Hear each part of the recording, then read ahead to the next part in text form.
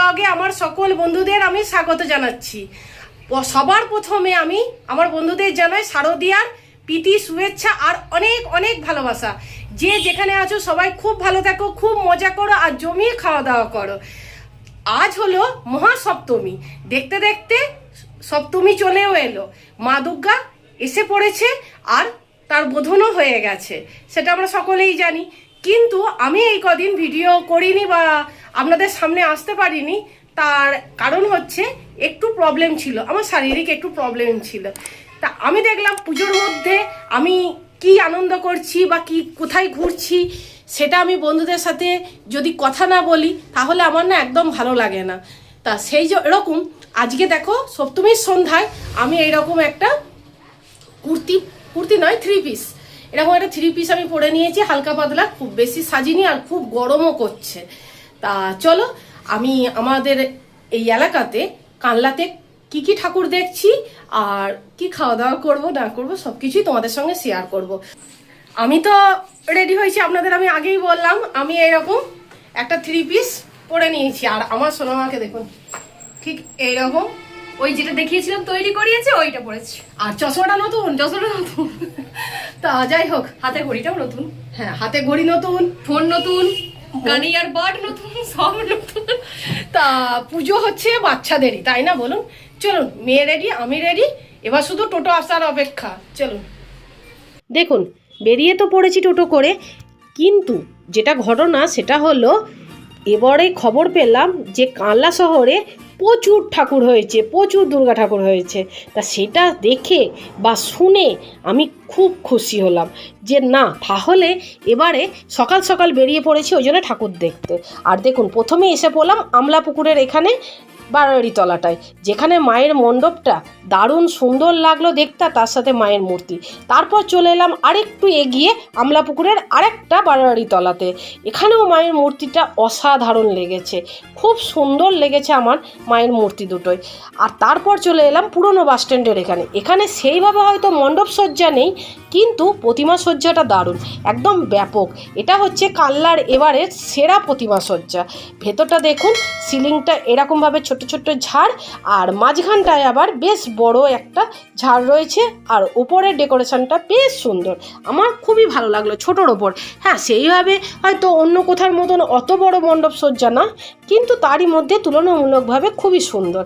আর পুরো এই যে মায়ের মূর্তির পেছনে যে কাজটা রয়েছে সেটা সবটাই হচ্ছে ছোট্ট ছোট্ট ঝিনুকের কাজ, যেটার জন্য আরও ব্যাপারটা পুরো গর্জিয়াস লাগছে আর দেখতেও অসাধারণ সুন্দর লাগছে, একদম চোখ ফেরানো যাচ্ছে না। আমি অনেকক্ষণ দাঁড়িয়েছিলাম আর চোখের সম্মুখ থেকে এই রকম একটা মণ্ডপ সজ্জা দেখে দারুণ লাগছে। ক্যামেরায় কতটা আপনাদের আমি বোঝাতে পারছি জানি না, কিন্তু অপূর্ব সুন্দর। পরিকল্পনা বা চিন্তাভাবনা সবটাই ঠাকুর দেখা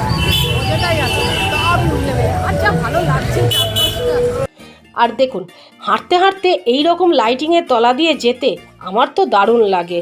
আর আমার সোনামাও এখন এই রকম আমার সাথে হাঁটতে শিখে গেছে, এখন আর ওর সেই ছোটোবেলার মতন বলে না যে মা হাঁটতে কষ্ট হচ্ছে।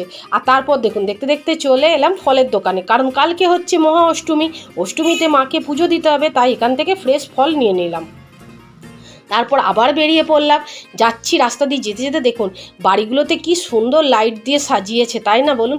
দেখতে দারুণ লাগছে, বেশ একটা পুজো পুজো ভাব, সুন্দর লাগছে। তারপর চলে এলাম আর একটা মণ্ডপে, এটা হচ্ছে রূপলাগি বিউটি পার্লারের ওখানে ইগলের গলিতে। তা এখানেও মণ্ডপটা দারুণ সুন্দর, আমার তো খুব ভালো লাগলো। আর যেটা লক্ষ্য করলাম সেটা হচ্ছে কানলাই এবছরে অধিকাংশ মণ্ডপ সজ্জা হচ্ছে ডাকের সাজের করেছে, যার ফলে আরও সুন্দর লাগছে। দেখবেন সাদা ওপর যে কোনো জিনিসটা দারুণ লাগে। আর এই দেখুন তারপর আবার একটা গলি দিয়ে হাঁটছিলাম, যেতে যেতে দেখলাম সেই গলির ওপরে কি সুন্দর ছোট্ট ছোট্ট টুনি লাইট লাগানো রয়েছে।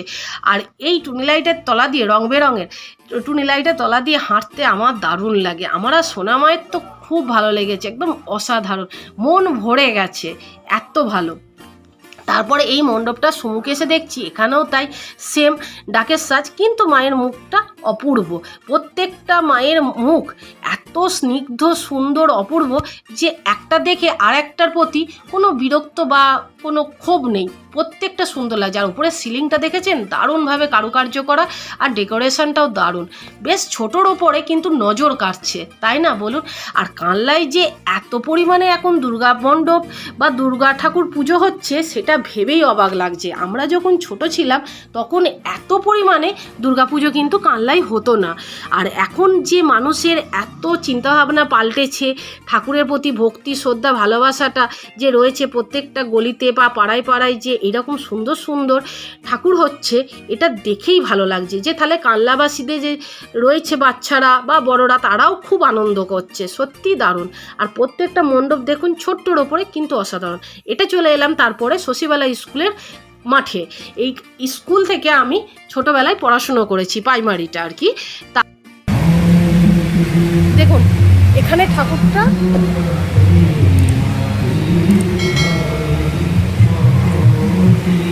এতটাই সুন্দর যে দেখে খুব ভালো লাগছে।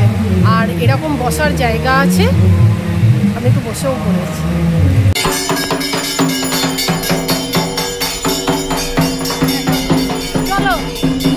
দেখুন সন্ধ্যা আরতি হচ্ছিল, আমি আমাদের যে টোটো করে গেছিলাম তাকে বললাম দাদা একটু দাঁড়াও, এত ভালো লাগছে সন্ধ্যা আরতি দেখতে কি বলবো। আর প্রত্যেকটা মণ্ডপ দেখেছেন কি সুন্দর, মানে মণ্ডপ বলতে মায়ের মূর্তিটা প্রত্যেকটা খুব সুন্দর।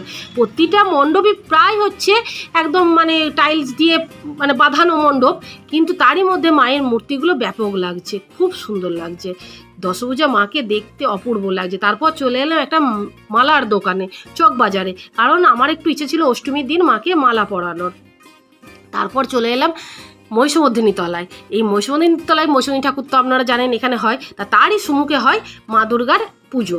তা সেই রকম মণ্ডপটা দারুণ সুন্দর, বাইরে থেকে সিম্পল কিন্তু ভেতরটা বেশ সুন্দর। আর এইখানে দেখুন মায়ের অপরূপ ডাকের সাজটা দারুণ লাগছে, মনে হচ্ছে যেন পুরো জগদ্ধাত্রী ঠাকুরের মতন।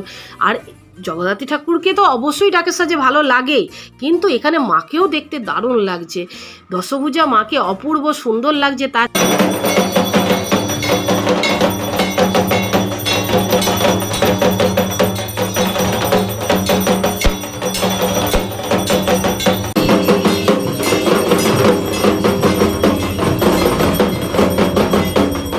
দেখুন ওটা ছিল বকুলতলায়, কি সুন্দর ঢাক বাজছে আর তার সঙ্গে সন্ধ্যা আরতি, দেখেই মন প্রাণ জুড়িয়ে গেল। অনেকক্ষণ ওখানে দাঁড়িয়েছিলাম, মাকে প্রণাম করলাম। এখানেও তাই সন্ধ্যা আরতি হচ্ছে, আমার তো ব্যাপক লাগছে। কোথা দিয়ে রাতটা পেরিয়ে যাচ্ছে, মানে সন্ধ্যাটা চলে যাচ্ছে বুঝতেই পারছেন, এত সুন্দর সুন্দর মণ্ডপ সজ্জা। মাকে আমার সোনামা আমাকে বলছে মা দেখো এত ঠাকুর, কি বলবো দারুণ লাগছে দেখতে, খুব ভালো লাগছে। আর টোটো করে যেহেতু ঘুরছিলাম ফাঁকা রাস্তা, তাই কোনো রাগও ধরছিল না, মানে ভিড়ের জাম্পও ছিল না।